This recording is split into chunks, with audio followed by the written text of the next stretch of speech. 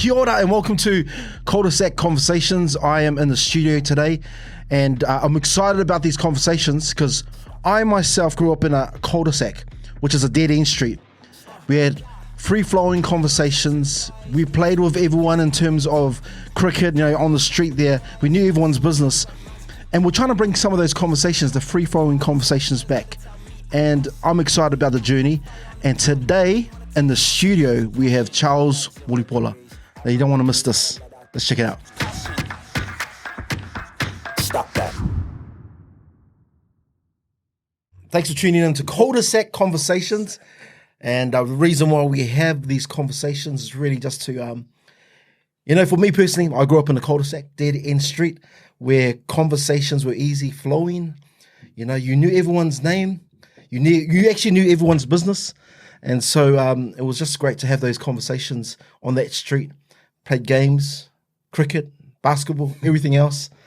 But really, these conversations are really raw, real, and relatable. And it's a hope is that we would encourage people listening to this and watching this. And I'm so proud to have one of the usos in today, Charles Mulipola, and he's in the house today, and he's going to bring some spice to our conversation today. And it's really around just having a dialogue, having a talanoa, having a talk. And I really want to introduce him, but I'm going to ask him to introduce himself. So, Charles, thanks for joining me also. Really appreciate your time. Who are you, man? Who is this guy here? Who is this guy here? No, you're this famous guy here. Now, you do a lot, man. I know you do a lot in the community. I know you're busy with youth. I know you're busy with life. But who are you? What's your name? Where do you grow up? Where's your villages? In Samoa, in Fiji, in Tahiti, in France? I don't know. But tell us who you are. First of all, it's just I'm really honored to be here also. Thanks for inviting me. But yeah, my name is Charles. I am a New Zealand-born Samoan. Both my parents migrated from the beautiful island of Samoa. And my mom's from Whangaloa Masinga. And my dad's from Mangongo Salua. And they met here, and I was the fruit of their interaction and their attraction. And so I was brought up at National Women's and brought up in Central Auckland for the first 6 years. Then whereabouts, man? Epsom. Oh, yeah. Amazing. I know. And so your accent. So my mom worked at a private hospital, and at the back of that private hospital was a one-bedroom home. Oh, it was a one-bedroom place, and so she must have asked if she could rent that place out. Wow, so I was lucky. My dad went to work, and mom would be at home, and mom just opened the door, and she's at work.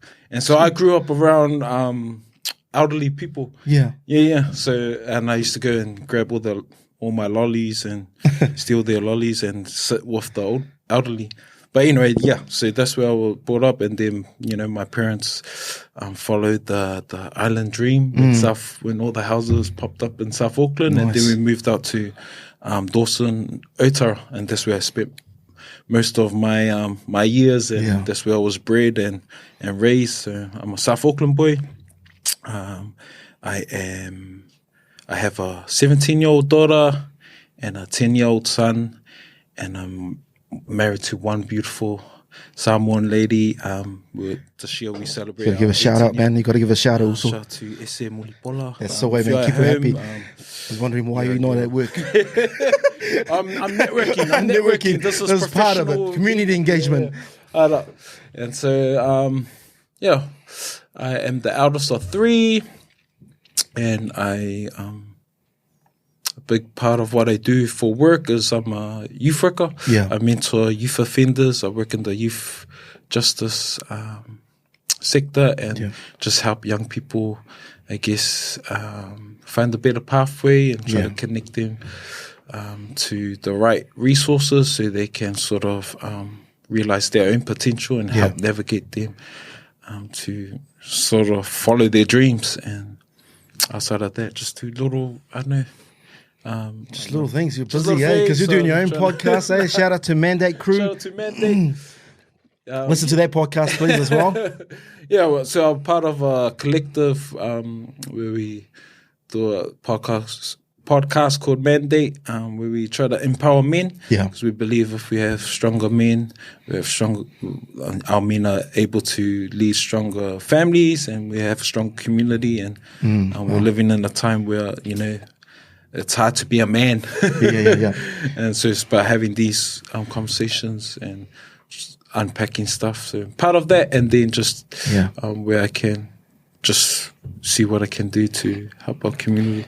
Love it also, and I know what I love about the conversations, because obviously I've had the privilege of being on that. But what I love about the engagement is really just being real and being yourself and being who you are, but also understanding the chaotic world we live in, and how to kind of stand firm in who you are as a man, and also who you are as a person, as a father, as a husband.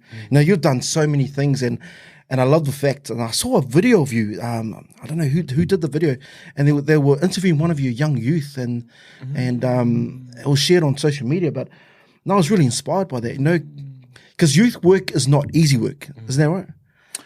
It was, because when you're passionate about something, you find that it's easy, because it's. I'm passionate about youth work, and there's certain skills that God's given me that I feel like it just comes easy. But when I take a moment to sit back, I realize, man, not everyone can do this. So true. And so it's not an easy job. You gotta be persistent. You gotta continue to sort of not take things personal when they don't sort of reach certain expectations that you have, but it's about just like a pastor, where you're walking in the mud with them. You're not there to change their lives, but you're there to be a signpost. Come on, that's good, man. And be a signpost so they realize that this is a better path for them, and they find that self-determination to really succeed for themselves. So the video you're talking about is shout out to Fraser Group. He runs a thing called, he's trying to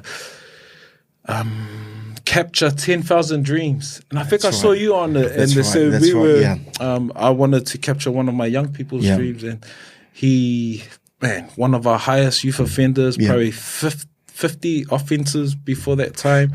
And he was young, man. Yeah, he was young, and we were able to do some work with him. And he was, his dream was to become a panel beater. So shout out to Brian, if you're hopefully listening to this. I'm sure you're listening to this. But you can see us, at the end of the day, we can only, we have access to someone's life, just for a moment in time. And a lot of times now, when obviously in the same kind of sphere of influence that we have, we are only in someone's scene of their story, and to impact them, And I love the fact that I saw that on social media, and I thought, man, that's awesome just to hear his story from his perspective.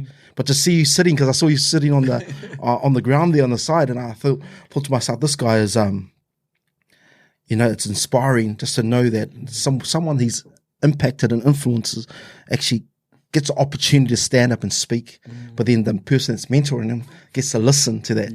Because sometimes you don't hear those stories, That's so true. And some of our tamariki, our rangatahi go missing, and we think, when are we going to hear their stories, But no, really, man, I just want to encourage you, man. Continue to do the work you're doing, bro. It's so awesome, man. Thanks, bro.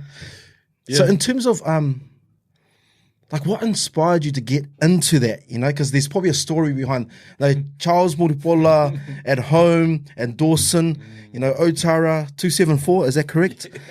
What inspired you, this man, to get into youth work when you could have chosen to be something else?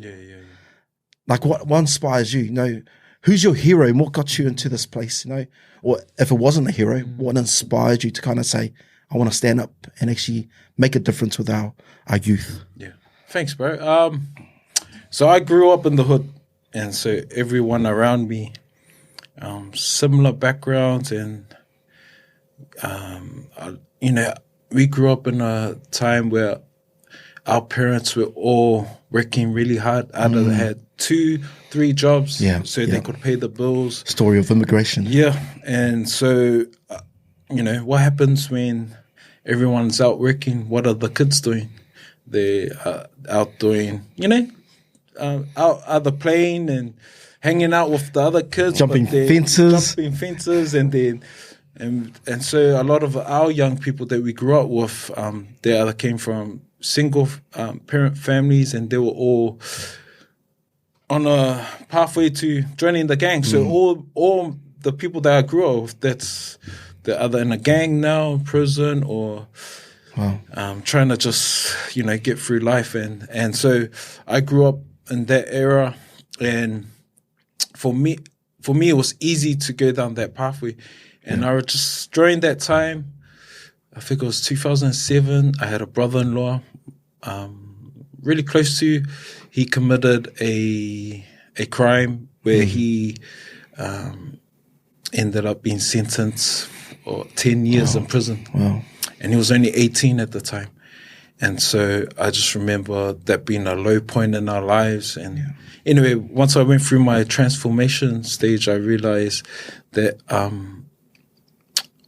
I started being passionate about young people, and I often think of my brother-in-law, and I used to think, man, I wish I had the tools and skills to really help my brother-in-law at the time.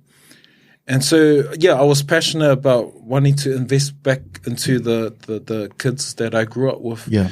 And he's always the story or the person that I reflect upon when I'm sitting next to a young person. I'll go, man, I don't want you to end up where my brother-in-law is. Yeah, wow. This is close to home, man. yeah. It's too close to home. Yeah, so that's the inspiration there. Yeah. And so I've been doing it for like over 11 years now. And while that's happening, my brother-in-law's still inside, waiting for probation, but we're still prayerful. But even when I speak to him over the phone, he's found out what I'm doing, and he goes, also, you tell them it's not worth it. Yeah. That life is not worth so it. Good. So good. There's that life you think that it's good for them, you tell them it's a waste of time. Because that's the thing, it's one decision. Yeah, one decision. One decision changes your life forever. Yeah, bro. And I think that's what some of our young people don't get. It's like who you hang out with, who you associate with, and even in the current media scene of what's going on, some of the heroes in our communities. One decision changes your life forever. So it's actually aligning yourself with the right environment, the right people, the right mentors that can actually help you make some wise decisions. And so obviously from your story, your brother-in-law's learned now, and it's probably not the best way to learn, but I guess the inspiration we can take out of that is really, what I'm seeing is that it's changed the way you see life. Because if that wouldn't have happened, you may have thought of something else. I don't know. It's one of those things that we possibly won't know, but it's amazing that someone else's decision has actually made you choose to another pathway in life. So, man, like, who are your heroes also? Like, you talk about all this stuff about being inspired and obviously that one moment, but who are your personal heroes? Did you have any heroes? Like, people talk about, a rugby player or or yourself when you look in the mirror or your wife has to, but it's who is Charles Mulipola's heroes? Like, everyone would say mum and dad, and that's awesome. I love that. But I guess from your side, you can have multiple. I know I just want to pose that question to you, man. Who are your heroes? And if you don't have any, that's all good. But well, other than the easy answer, were mum and dad. Like, I didn't realize they were my heroes until I was older, because I never understood their journey. That's it, until now. And I'm like, man, they went through a lot. They had to navigate a different lifestyle, different language, and they had to do jobs that necessarily they didn't want to do, but they did it anyway for us to have a better life. So they are my heroes. But then I know when I'm thinking about this question, I think about my journey. There's moments in time where certain people have inspired me. Yeah. And so when who are they? Call them out. Who are they? Oh, let's honor them today, man. Well, there's guys like you, man. I'll give you money after this. Pastor Joe and his work with Hope Walk. I remember there was a time where youth suicide was happening, and I remember becoming, when you get angry that something happens to you that's real close to you, and then finding out there's people like yourself that are leading the way. So, you, brother, because you're that was not paid for at all. That was free. That's from his own. I appreciate it. Also, I appreciate you're that. hard out there for the community, doing things to better our people. There's the Nick Tuitasis. Yeah. So, he was a youth aid police officer that kept on seeing, locking up the same people, but realizing they're locking up the same family members, so that something had to change. So that's how the organization I work for now came about. He knew he needed youth workers, social workers, and just sort of finding the gap and plugging into it. And so, so people like him, there's my pastor that Pastor Chris Sola, really trying to challenge the status quo for our people, that challenging the poverty mindset, and that stop blaming the system and stop being consumer driven, that we need to be on the other side of the counter in terms of running our own things. So, people like that inspire me. And my uncle, The Rock call him out. If you get this, DJ, if you're watching this, you are related. All Samoans are related. Just know that you are Afa Samoa. We're all related. Yeah, but I can't really think of anyone that's really.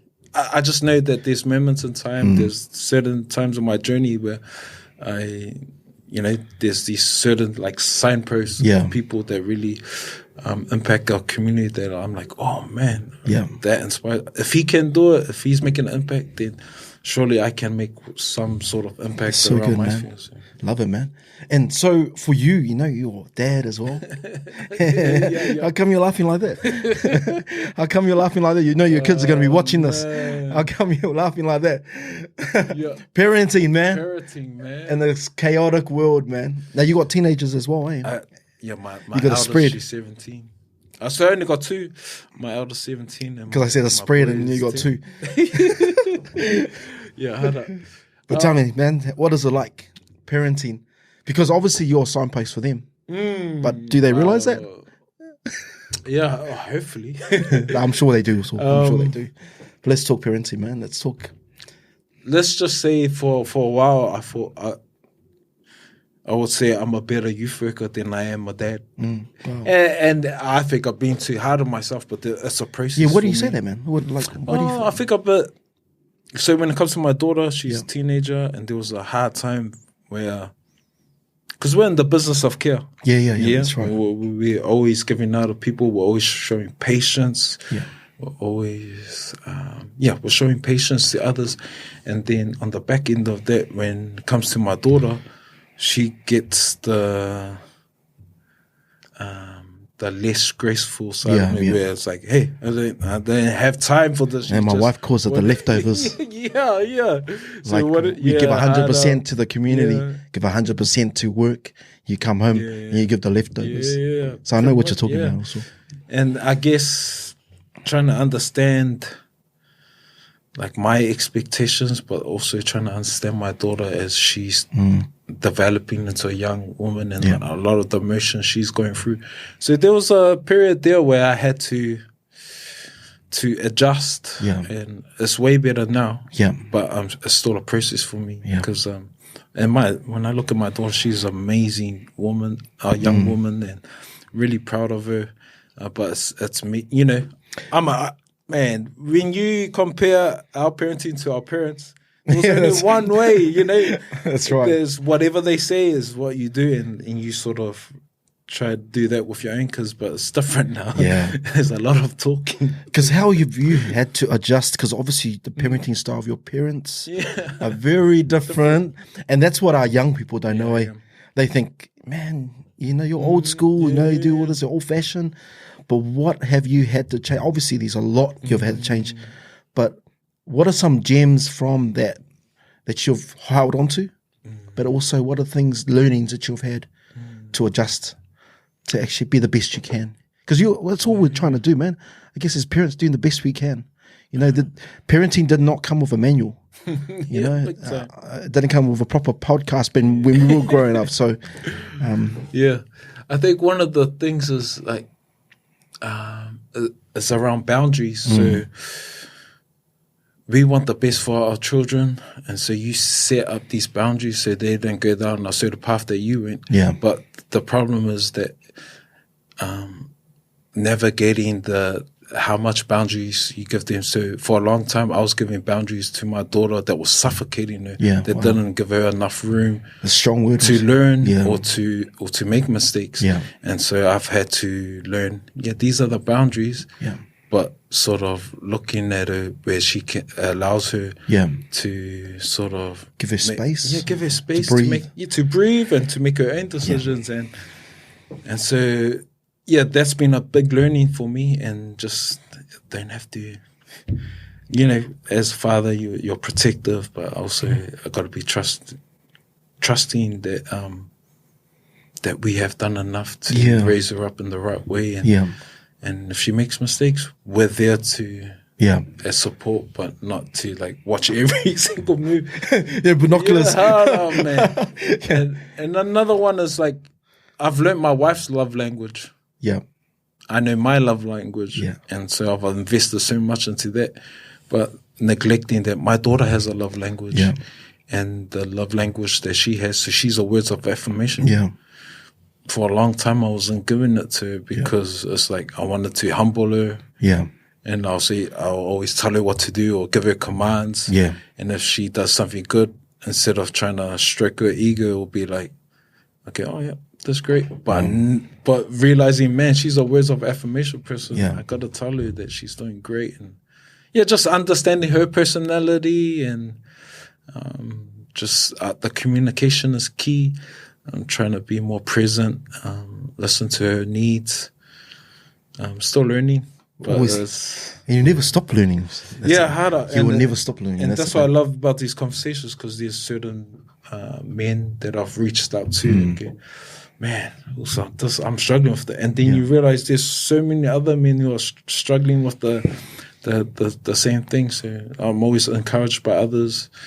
And trying to normalize these conversations so we're not like dying silently. And that's the thing is really having the open conversations, because you think, okay, that's done. You know, I'm parenting the best of my ability, all good, and then you realize that you're not actually getting the feedback, personally getting growth moments with other people where they can actually speak into your life. You know, and I guess that's so important now, especially in an environment where you guys. Especially we are trying to create that environment with bringing conversations for men to actually openly talk, have those sideline conversations, have those mandate conversations, you know. But at the same time, you know, I'm sure your daughter's going to listen to this and watch this, man. Like, and to be honest, because we don't understand what our kids carry, you know, and we don't understand sometimes what they go through. Yeah. Because our struggle for us as parents, our struggle is totally different from what their struggle is. Yeah, big time. And so they're fighting things, you know, especially with social media and all that stuff.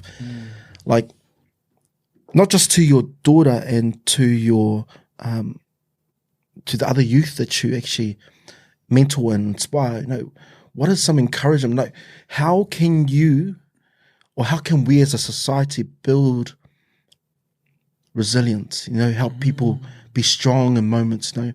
Obviously, conversation is important. Yeah. Obviously, having those moments like this, the talanoa, the realness, the openness.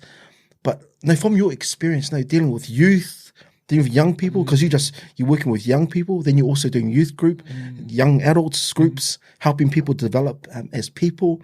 But now you got to go home and be a parent. Like, what are some of the things that you what are some life hacks that you've kind of seen that you've learn from your own experiences that you can actually, I guess, share with other people? What are the things that have been inspired you that you've used yourself that you believe would be able to pass on? I think in terms of working with youth and young people, like just creating a space where they're heard. Yeah. And I'm quite convicted because you got to create that space at home. Yeah. And so I think, creating that space where they're heard and they're valued, and that whatever they share is that they're valued in what they share, there's got something important to say, and allowing them not to hold it in. And with young people now, they love to turn to each other. And they are always seeking certain,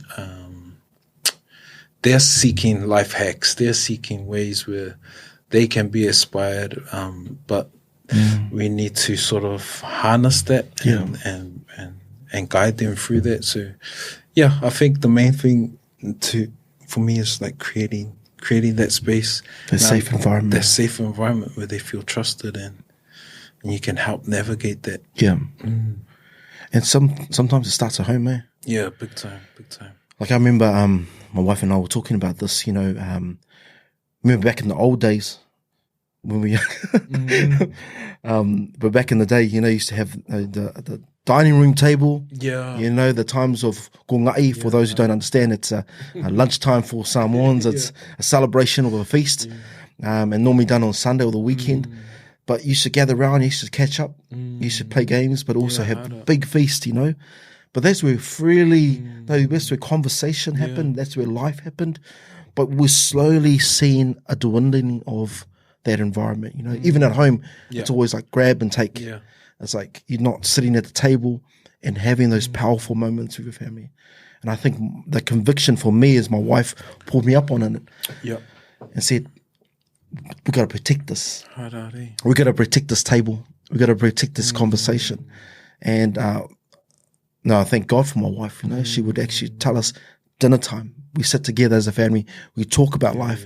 We talk about if a child's been bullied at school. We talk about that. We have those conversations in a safe environment and build it up from there. But if only we could project that into our community and go back to those moments. And I think we're starting to do it. I think with the openness of having these conversations on podcasts, but podcasts are online, but it's actually trying to create the environments at home and environments in our community. But I think we're slowly getting there. Yeah, I hope so, because it's important. Like you said, we grew up on that. That's where a lot of our memories come from. There's a lot of laughter. There's a lot of conversations that we had, and it's so true. And so trying to discipline ourselves to make that time and say, this is the time. And when we do, it's like everyone off their phones. That's right, hey. This thing. To eat like this now, and this thing. It can be helpful. This thing here, it can be helpful, but also it can be such a distraction. And exactly. That's good. Echo that. So this week I'm gonna sit my family down. I'll take a photo and I'll send it to Pastor Joe. Hey Joe, look, I've already started. You've inspired me. But it's really just creating an environment. It doesn't have to be around the table, but a table could be at the picnic, having a picnic in the park. But as long as you're together, as long as you're open, as long as you're having those conversations, and just having a meal and just celebrating family together. It's missing. Also, just with obviously we're going to wrap it up soon. But what is a dream of yours, man? What is and I think I mentioned it to you early on. What's some of your dreams, or it doesn't have to be one dream, but what's some of your dreams for yourself personally, but also for our community? What's some of your dreams, aspirations, but also on the other side, flip side, what's been a disappointment? Like, I know I'm throwing all this stuff, but I just want to hear from you, because obviously you sit with young people, you engage with them, you hear their aspirations, you set goals with them, you try and encourage them to reach their dreams. But what's Charles's dreams? Because sometimes you're so busy trying to help people reach their dreams when you forget your dreams. Like, what's your dream? Disneyland? No? So I've always had this thing called, and it's funny because your church is called Navigator Church, but I've wanted to become a dream navigator. So where you're inspiring others to position them to realize their dream. and so. Because you're already doing it, eh? Yeah. You're already doing it. And just giving it a sort of, a name to it. So, I guess before one of my dreams were to, for some reason, I hate study, but it's always been a journey of mine.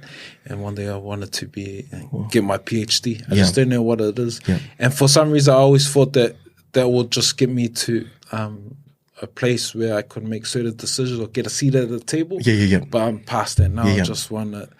Is that still on your list though? Is that beginning a PhD? Yeah. So getting a PhD. That's because when we're talking about dreams, we're talking about far-fetched stuff. And that's just for.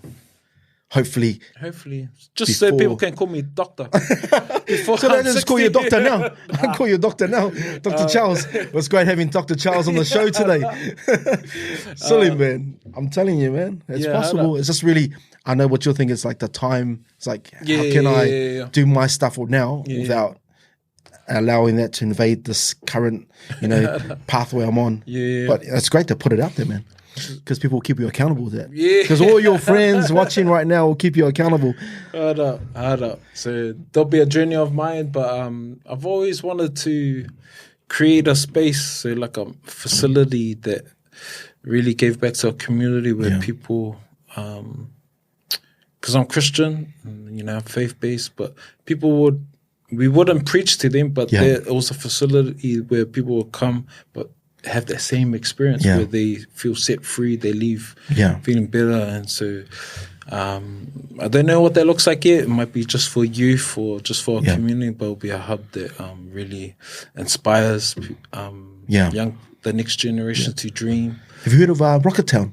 Rocketown, nah. Rocketown. Check it out, Rocketown. Okay. It's in Nashville. It's a youth centre for the community. Massive.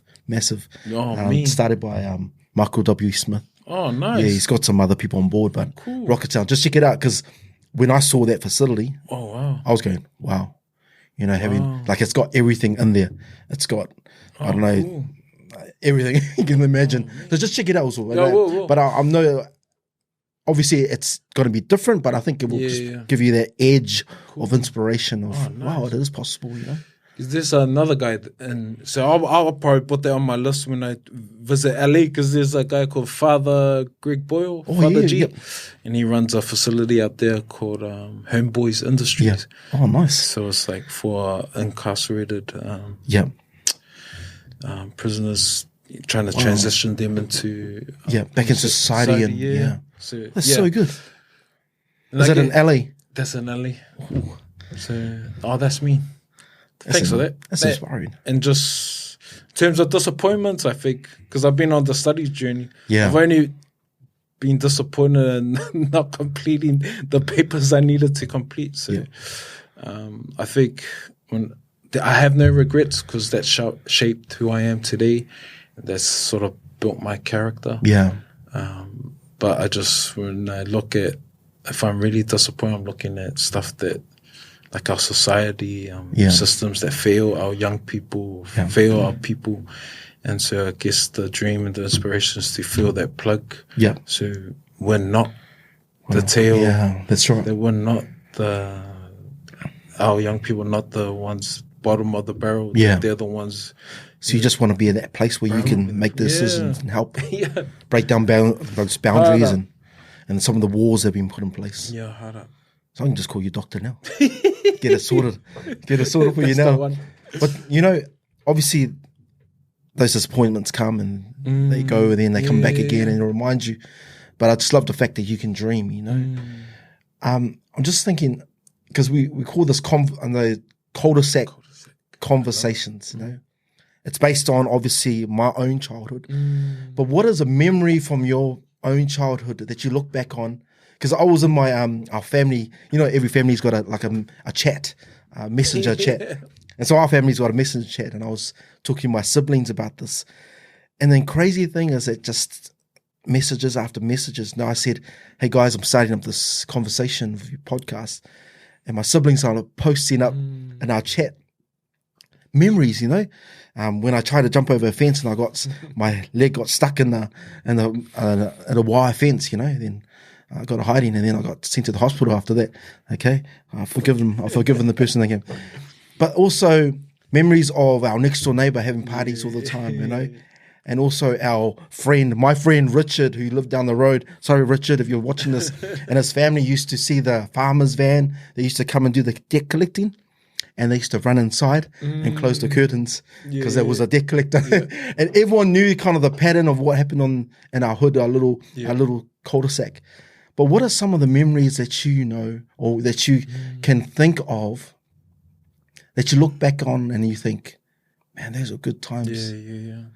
You know, and I think with the struggle of seeing parents go early to work, either work 2-3 jobs, in the midst of all those moments, there was some gold. There were some memories that you look back. You know, we weren't the wealthiest of families, but we were rich in memories. You know, you know that memories can't pay bills, but but at the same time, what are some of those things for you? You know, because. And shout out to your siblings and your family. You know, remember the time? I think. Just little things like that power box in front of your house that became the wicket. Everyone was on the street playing cricket, and the street was your field. And then every time a car came up, all the kids ran out, just waited, then came back onto the street. Like the Red Sea. Cars coming. For when our parents, or especially my mum, used to let us go out and play with the kids, you knew when the light came on, that's when it was home time. So true. And the local park was about 4 houses down from my house. And so we'll be playing hold or whatever. And then you can just hear my mum call out my name all the way from my house. And then everyone gets, Charles, you need to go. But the thing is that you knew your mum's voice. It wasn't the lady next door. It was like a radar, right? It was like, that's mum. Hard up. Those things, when we used to, the whole hood was our playground. We used to go walking around the streets. You'll end up at Otara flea market, or you'll be walking down all the different creeks, Clover Park. Yeah. And it used to be an adventure back then. And where Botany is now, or Botany Junction, they used to be all field. Yeah, that's right, Yeah. Because that was all farmland back in the day, Yeah, so we used to play around there and get cuts from all the tall grass and stuff, the flaxes and stuff. So... all those things I'm reminded of. Or when I first learnt from my neighbours the pie combo, two slices of bread, steak and cheese pie in the middle, and tomato sauce, and I was going, so is this a thing? And so there's just those things, learning all the different food combos from the neighbours. Wow, yeah. And we used to have a whistle, me and my neighbour. Shout out to Bass. Bass Tauli Ili. He was my next door neighbour. When we used to call out to each other, we used to have a whistle. So, we used to just wake up and go, whip it. And then we'd pop his head out, and we knew, that was our time to hang out. Those are you look back at those, man, and you think, that's so rich, eh? It's like, man. Those memories will never die. Hard up. And even when we were sharing with friends, and then it comes up in conversation, and you go, you did that as well? Like, I think, the wire, the wire basketball hoop at the end of the pole, and that's what we had. Yeah. And then every time you used to break, you get another one, put another one up until someone thought one day, maybe I should put a real one up. Yeah. And even this conversation around learning to ride in your street with a neighbour's bike. You go, where did this bike come from? You're riding. But it's so rich, man. And I think when you look back at these conversations, that we used to have back in those days, and I think it's really awesome that we were brought up in that way, Because I think we look back and we sometimes go, we focus on the negative, and we focus on what we didn't have. Yeah. But at the same time, there were some moments that you cannot deny the partying of the sea when a car used to come out, and most times the car didn't beep. No, you just knew. You just knew. And if you were clever, you'll use the car so you can do your run, time your run, and come back and get the points. So true. There's one time we played and we played the same thing, and there was, because obviously it's a cul-de-sac, so you know all the cars that come in. But there's one time the cars used to park on the street, and I told my siblings this story where, and they remember it, they just laugh at it all the time, where the ball was in the air, and I ran after with all my might, and I running, I got this, and I put my hands out like this, and the next thing I see was the sky, because I hit a parked car, and I was in the back.